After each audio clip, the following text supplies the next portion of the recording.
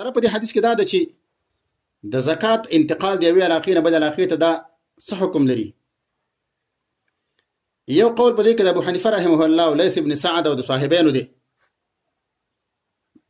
او دا قول ابن المنذر رحمه الله نقل کړی دی امام شافعی نه.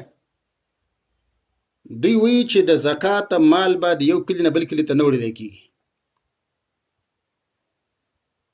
دویم قول د علماو په دې کې دا دی چې د زکات مال د یوې علاقې نه بل علاقې ته وړي شي، لکه دا قول د شوافیعو دی، د مالکیانو دی، بلکې د جمهور علماو دی چې وړلی شي.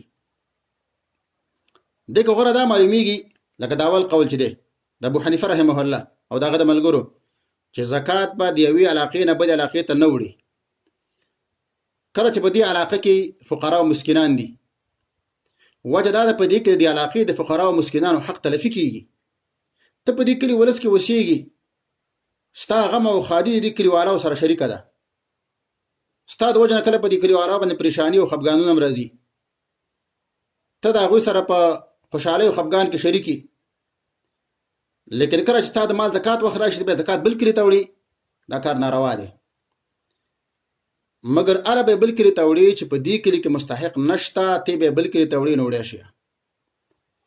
لیکن سو پر چې ستا په خپل کلی کې مستحق شته او ته زکات راخلی او بل کلی ته لېږي او د خپل کلی والا پرېږدي، نو ته په دې باندې ګناهګار یې. ځکه چې ته دې کلی کې اوسېږي، ستا غم خادي خوشحالي ستا ښه بده دې خلکو سره ده، دا خلک تا باندې خفه کېږي. که تا باندې مصیبت او غم او درد دي نو ستا د ګاونډي تا سره خفه وي، تا سره پریشان وي، تا سره دعاګانې کوي. که تا باندې خوشحالي راشي ستا په خوشحالۍ باندې هغوی خفه وي، نو نن چې ته فایده رسې باید دې خلکو ته ورسې کله چې مستحقین وي. بل خوا د زکات وړل دا ناروا دي، مګر اله چې کله هغه خلک ډېر زیات محتاج دي او دا گزاره کوي، خیر دې به هلته ویسه. یا دا چې دا خلک مالدار دي او هغه خلک مستحقین دي فقیران دي، هلته به یې وړی شي. او که داسې نه وي نو بل کلي ته انتقالول د زکات دا ممنوع دي.